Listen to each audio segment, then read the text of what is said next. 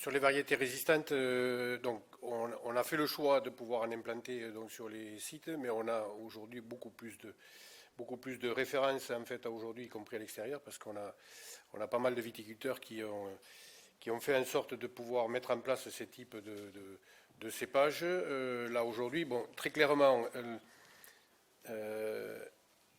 ils demandent en fait à aujourd'hui d'y être très attentifs. Il soulage beaucoup la partie conduite des sanitaires. Il n'en reste pas moins que techniquement, il nous faut faire attention, y compris sur des pressions de printemps, comme on a pu voir l'année dernière, où en fait on a des, des parasites comme le black rot, en fait, qui à un moment donné peut se déclencher et dans lequel, en fait, il nous faut faire attention. Alors, ça se maîtrise très très bien. La seule chose, c'est que dans le diagnostic, en fait, il faut qu'on soit en mesure de pouvoir l'anticiper. Sinon, après, sur la conduite globalement, alors, il y a toute la partie insecte qui est à regarder et à suivre, parce que ça ne fait pas partie de leur système de résistance à aujourd'hui. Et par contre, bon, en matière de profil de produits de raisin qui ont été élaborés aujourd'hui, c'est très très intéressant derrière parce que bon, ils apportent aujourd'hui quelques éléments dans le cadre de goût du vin qui sont intéressants. On a, donc vous allez le voir parce qu'à la dégustation, on en aura quelques-uns à pouvoir déguster. Ce qui est à regarder là aujourd'hui sur ces conduites de cordon libre et qui est noté là-dessus, c'est le fait de pouvoir regarder la fertilité en fait des bourgeons. Alors l'histoire nous montre, et alors moi je suis en Gascogne où on a vécu quelques points de gelée sur des vignes qui sont en cordon libre, quels que soient les cépages, et dans lequel on voit qu'on a des différences de reprise en fait sur des vignes qui ont eu des problématiques de gel ou qui ont même quelquefois eu des problématiques de grêle. Et en fait, c'est de regarder la fertilité en fait, qu'on peut retrouver derrière. Ça fait partie des choses qui sont à regarder. On a vu des choses intéressantes sur ces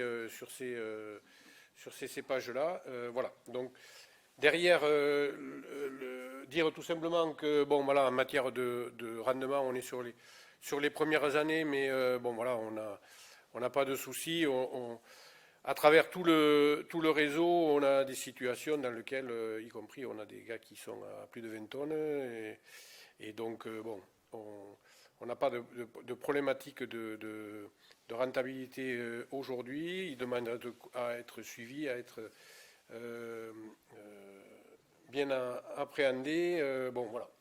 Mais ils amènent à aujourd'hui, en matière de pression sanitaire, du soulagement auprès des viticulteurs, ça c'est clair. Suivre ça et suivre les autres, les cépages standards, c'est complètement différent. Alors aujourd'hui, en matière de produits, vous le verrez à la dégustation, globalement, on a des orientations aujourd'hui, notamment sur des approvisionnements en base mousse, mais qui sont, avec ces cépages-là, très adaptés aujourd'hui. On sait que potentiellement, en fait, aujourd'hui, on a largement de la place pour pouvoir fournir ces typologies de produits. On l'a y compris, alors on le fait sur ces types de produits, mais même sur des vins de bouche aujourd'hui, on a une appréciation en fait aujourd'hui des consommateurs qui trouvent des parties intéressantes sur la fraîcheur et on a commencé nous aujourd'hui à pouvoir les travailler, y compris sur la partie test sur les précurseurs aromatiques pour essayer de regarder si on peut encore les améliorer en trouvant le meilleur stade de déclenchement des vendanges au moment où ils ont le support, le maximum de précurseurs aromatiques pour la partie des vinificateurs, de vinification. Voilà. Donc, un élément de tout ce qu'on vous a dit aujourd'hui, de tout ce qui a été présenté là aujourd'hui, en fait, ce que je vous disais, on a un simulateur en fait, qui est personnalisable, qui est à disposition sur le site de l'ANIVIN de France, et tous les éléments en fait, qui qui permettent alors tous les chiffres qui sont à mettre dedans, vous les personnalisez, c'est-à-dire vous mettez les chiffres que vous voulez mettre. Il n'y a pas de souci pour les adapter à votre situation. Mais au-delà de ça, il y a plein de petites icônes qui font que derrière, vous cliquez dessus et des éléments en fait que vous avez de la présentation sont mis en avant pour essayer de comprendre. Alors éventuellement en vous donnant une référence et cette référence, comment elle a été construite. Voilà. Et ça permet à chacun en fait de pouvoir se dire, je veux installer un vignoble en cordon libre, vignoble innovant. Voilà ce que ça peut coûter, voilà l'impact économique que ça peut avoir, mais derrière surtout, quelle est la maîtrise technique que j'ai besoin pour pouvoir le réussir. Voilà.